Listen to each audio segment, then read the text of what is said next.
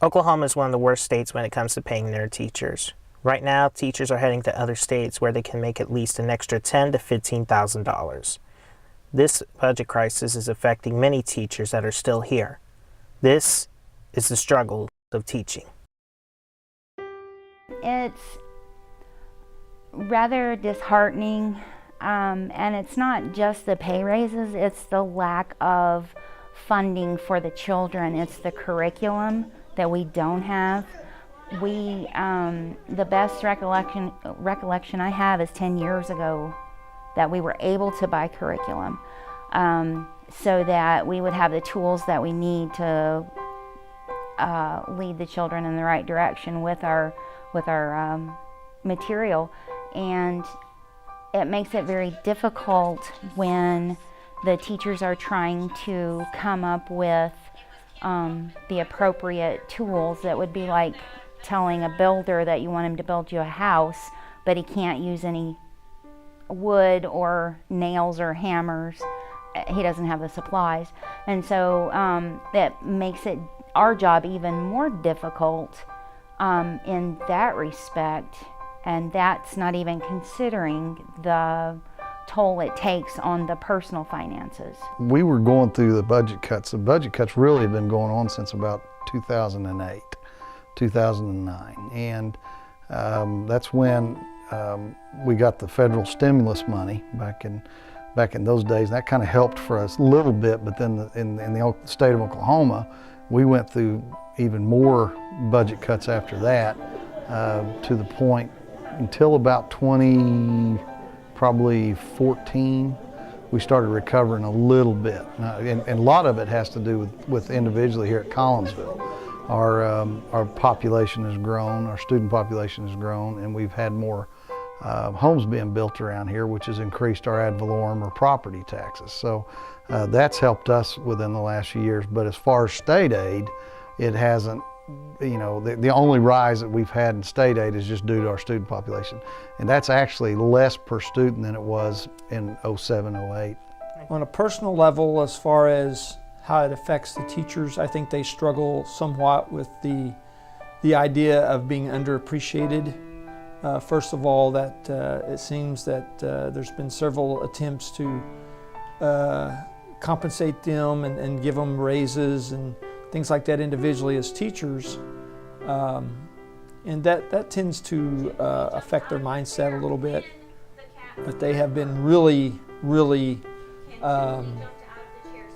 great at persevering and knowing that the calling on their lives really takes precedence over any monetary value.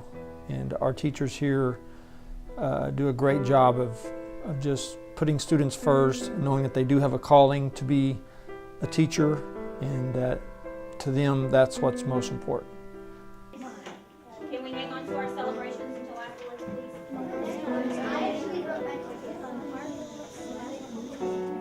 It says Tamara's cousin is a forward on a soccer team. She went to the doctor because I don't think that our legislators and our lawmakers and the people that are making all these decisions see the relationships that teachers have with their students, the gap that they're bridging for their emotional needs that they may not be getting at home right now.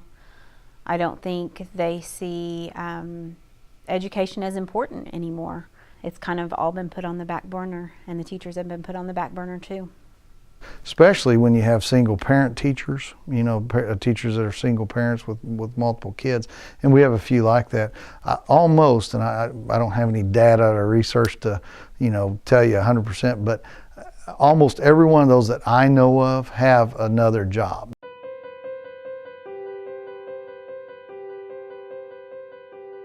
It's very difficult. You have to cut a lot of corners. You live month to month. And that's when, about 2 years ago, my youngest is in high school, I decided I needed a part-time job and ended up with 2 part-time jobs.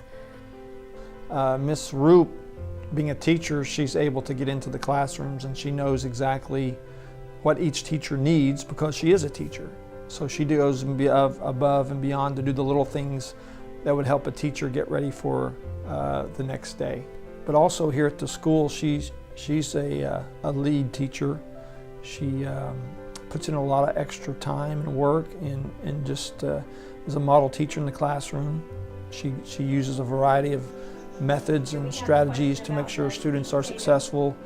And even though she's got other things pulling at her time, she does not let that interfere at all with her classroom and her students. They come first, and you know, she always has a smile on her face. And you know, you would never know that after this job that she has another one she has to go do. She never lets on that she's dreading it, or she's down, or she's discouraged.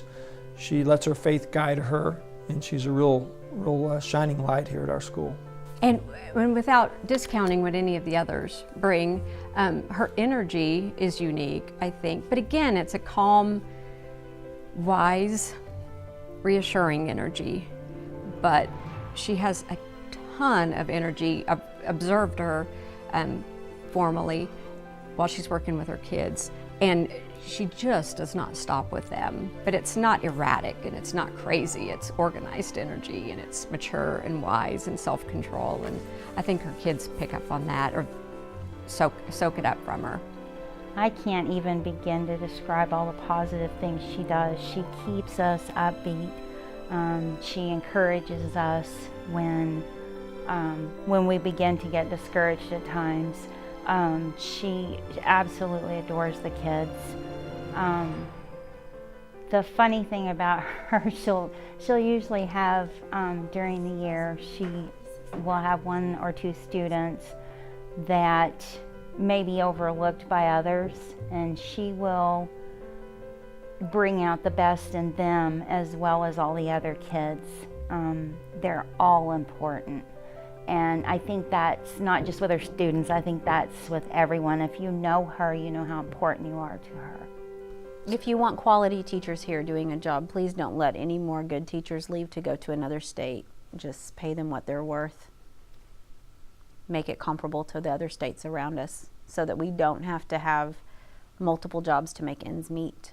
Make it more enticing for kiddos that are getting ready to go into college and start their career path to possibly want to be a teacher.